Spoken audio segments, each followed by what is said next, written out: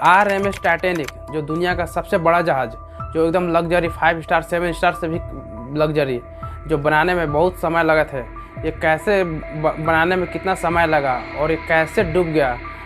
ये टाइटैनिक जहाज़ डूबने के 111 साल बाद भी ये रहस्य है। ये कौन से रहस्य है, तो वीडियो को पूरे बारीकी से देखते हैं और समझते हैं।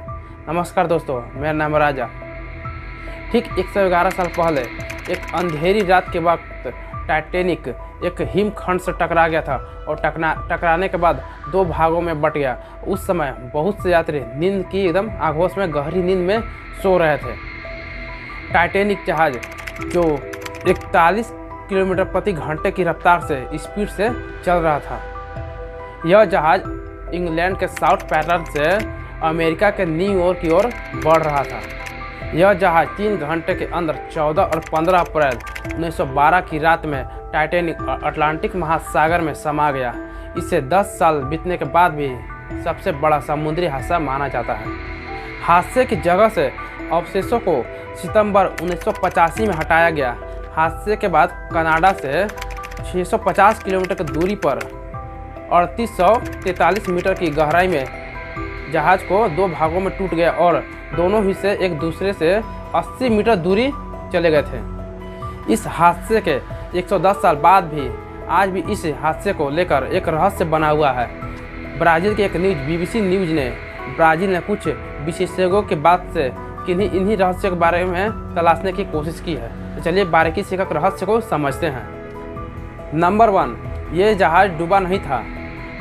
इस विशालकाय जहाज़ के बारे में कहा जाता है कि यह जहाज़ कभी डूब नहीं सकता। ईश्वर भी इसे डुबा नहीं सकते। इस भरोसे की अपनी एक वजह थी। रियो डी जेनेरियो की फेडरल यूनिवर्सिटी में department of naval and over engineering विभाग के प्रोफेसर और इंजीनियरिंग अल्वेजेंडर द पियो अल्हो ने बताया, इंजीनियरिंग के लिहाज से देखें तो यह डिजाइन के आधार पर विकसित पहला जहाज़ था। जहाज़ में कई वाटर टाइट कंपार्टमेंट बनाए गए थे, यानी यह जहाज़ में कोई कमरा में पानी अगर भर जाए, दूसरे जहाज़ को दूसरे कमरे में पानी नहीं जाया जा सकता। इस जहाज़ को तैयार करने में कुछ मुश्किलें भी आई थी। जहाज़ की ऊंचाई कितनी रखी जाए ताकि बिजली के तार और पाइप ठीक तरीके से काम कर सके, इस पर काफ़ी सोच विचार हुआ था। प्रोफेसर अल्हो के मुताबिक इस पर सोच विचार करने के बाद उन लोगों ने जहाज़ की ऊंचाई तय कर ली। यानी पानी भरने की स्थिति में भी उन लोगों का आकलन था कि पानी छत की ऊंचाई तक नहीं पहुंच पाएगा। उन्होंने छत पर भी सुरक्षित कंपार्टमेंट बनाए थे, लेकिन तब किसी ने आइस बर्फ से जोड़कर कभी नहीं देखा था या सोचा भी नहीं था। प्रोफेसर अल्हो ने बताया, टक्कर इतनी जोरदार थी कि जहाज़ के मुख्य बॉडी की आधी लंबाई तक सुराख हो गई थी। ऐसी स्थिति में पानी छत तक पहुंच गया था। पानी की रफ्तार इतनी तेज थी कि जहाज़ में पानी पूरी तरीके से भरने लगा था और ऐसी स्थिति में बचाव संभव नहीं हो सकता था। आप पानी निकालने के लिए सभी पंप को सक्रिय कर सकते थे, तमाम कोशिश कर सकते थे, लेकिन पानी की रफ्तार जो स्पीड से अंदर आ रही थी, उस रफ्तार से पानी बाहर निकाला नहीं जा सकता था। जहाज़ बनाने और नेविगेटर सिविल इंजीनियरिंग थ्योरी बताते हैं, टाइटैनिक का प्रचार इस तरीके से किया गया था कि यह डूब नहीं सकता। इसकी वजह यह भी थी कि बहुत सारे तहखाने बनाए गए थे जो वाटर टाइट दीवारों से बने थे। तहखाने की 2 कतारें में पानी भरने की स्थिति में जहाज़ डूबने वाला नहीं था, लेकिन आइस बर्फ से टक्कर ने जहाज़ को काफ़ी नुकसान पहुंचाया। वाटर कंपार्टमेंट की कई दीवारें नष्ट हो गई थी। नंबर 2, ब्लू बैंड हासिल करने की कोशिश। ब्लू बैंड क्या है दोस्तों? ब्लू बैंड एक जैसे कोई भी आज पढ़ाई करता है तो उसका सर्टिफिकेट होता है, उसी प्रकार नेवी जहाज़ में भी एक इसका सर्टिफिकेट होता है जिसके रफ्तार के हिसाब से इसका तय किया जाता है। चलिए इसके बारे में पूरे बढ़िया से समझते हैं। विशेषज्ञों के मुताबिक यह आइस बर्फ से भरे इलाके में चाहे कितनी भी कठिनाई क्यों ना हो, यह इस पर दबाव होता है कि यह सर्टिफिकेट हासिल करने का होता है, इसमें काफ़ी दबाव होता है। दरअसल यह दबाव ब्लू बैंड को हासिल करने का होता है। 1839 में शुरू हुआ यह सामान्य अटलांटिक महासागर में सबसे बड़ा तेजी से पार करने का वाले जहाज को मिलता है। टाइटैनिक को इस सामान्य का सबसे शानदार दावेदार माना गया था। प्रोफेसर अल्हो ने बताया, उस दौर के हिसाब से टाइटैनिक को बनाने में सबसे बेहतरीन इंजीनियरिंग और तकनीक का इस्तेमाल किया गया था। उस वक्त समुद्र जहाज को बनाने के लिए दुनिया की सबसे बड़ी कंपनी के बीच होड़ थी। इंग्लैंड और जर्मन के बीच उस वक्त सबसे लंबी और तेज गति से चलने वाला जहाज बनाने की होड़ थी। सबसे विशाल और तेज जहाज को आधारित और पर ब्लू बैंड मिलता था। किसी भी जहाज के लिए उपलब्धि हासिल करने के लिए पहली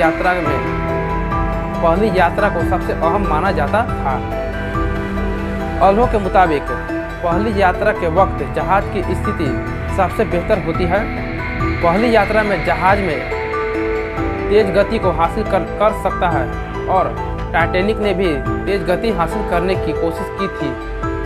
इस हादसे में जो लोग बचे उनमें कई लोगों ने बताया कि जहाज के कैप्टन को रास्ते में आसपास के इलाके हिमखंड होने की सूचना मिल गई थी पहले ही, लेकिन उन्होंने जहाज की गति कभी धीमी नहीं की, उसी रफ्तार में रखी, क्योंकि वे अटलांटिक महासागर के सबसे तेज गति के पार करने के लक्ष्य को हासिल करना था और ब्लू बैंड के सम्मानित बनने चाहते थे।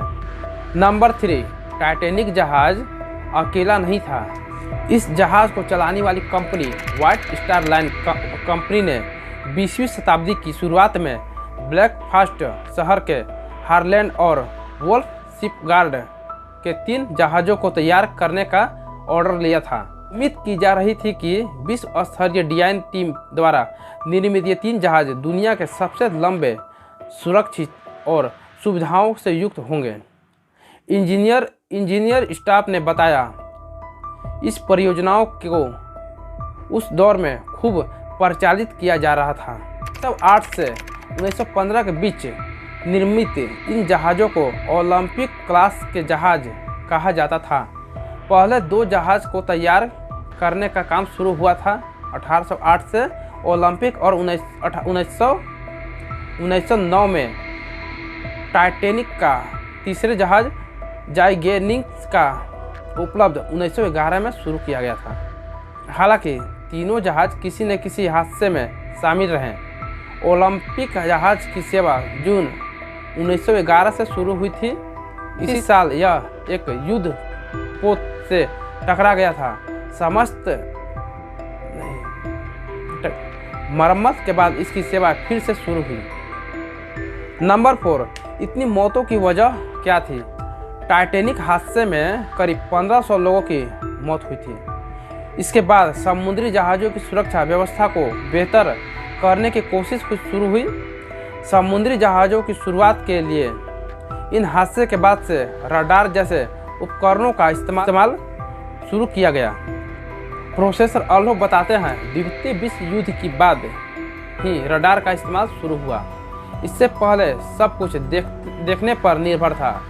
एक नाविक को उस ऊंचाई पर बैठाया जाता था जहां से वह सामने आने वाले हिमखंड को देखकर अलर्ट कर सके। यही तरीका था।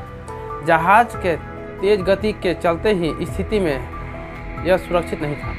प्रोफेसर अल्हो बताते हैं कि द्वितीय विश्व युद्ध के बाद ही रडार का इस्तेमाल किया लगा, और इससे पहले नाविक के ऊपर एक लैंप लेकर किसी व्यक्ति को बैठाया जाता था और उसके देखने पर ही निर्भर करता था कि जहाज के आगे कौन से हिमखंड है या कौन से आपके आगे वे हैं। लेकिन द्वितीय विश्व युद्ध के बाद रडार का उपकरण का इस्तेमाल किया जाने लगा। टाइटैनिक हादसे के सुरक्षा के प्रावधानों पर जोर दिया गया। टाइटैनिक हादसे में बहुत सारे लोगों की मौत इसलिए हुई थी क्योंकि उनके लिए लाइफ बोल्ट नहीं थे। प्रोफेसर अल्हो बताते हैं, जब जहाज कभी डूब नहीं सकता, इस आधार के चलते जहाज में आधे सी लाइफ बोल्ट रखे गए थे। प्रोफेसर अल्हो बताते हैं, यह जहाज कभी डूब नहीं सकता है। इस आधार के चलते जहाज में आधे ही लाइफ बोल्ट रखे गए थे। वहीं मूर्ता ने बताया, समुद्री जहाज़ों की सुरक्षा के लिहाज से यह हादसा एक अहम पड़ाव साबित हुआ। समुद्री जहाज़ों की सुरक्षा को लेकर संस्थापक ढांचा बनाया था। निर्माण के दौरान सुरक्षा मापदंडों का ख्याल रखा गया था। उनको लगातार बेहतर करने की योजना पर काफ़ी काम किया गया था। आज के समय में रडार और सोनार को काफ़ी पहले आइसबर्ग का पता लगा लेते हैं। आज समुद्री यात्राओं के दौरान समुद्री मैपिंग या समुद्री यात्राओं के चार्ट सब कहीं ज़्यादा आधुनिक रूप से मौजूद हैं। यही कारण है कि टाइटैनिक जहाज़ में उस समय रडार का इस्तेमाल नहीं किया जाता था, लेकिन आज के आधुनिक समय में हर जहाज़ में या हेलीकॉप्टर हो या कुछ हो, रडार के ही हिसाब से उसको चलाया जाता है। दोस्तों, वीडियो को यहीं पर समाप्त करता हूँ। जय हिंद, वंदे मातरम।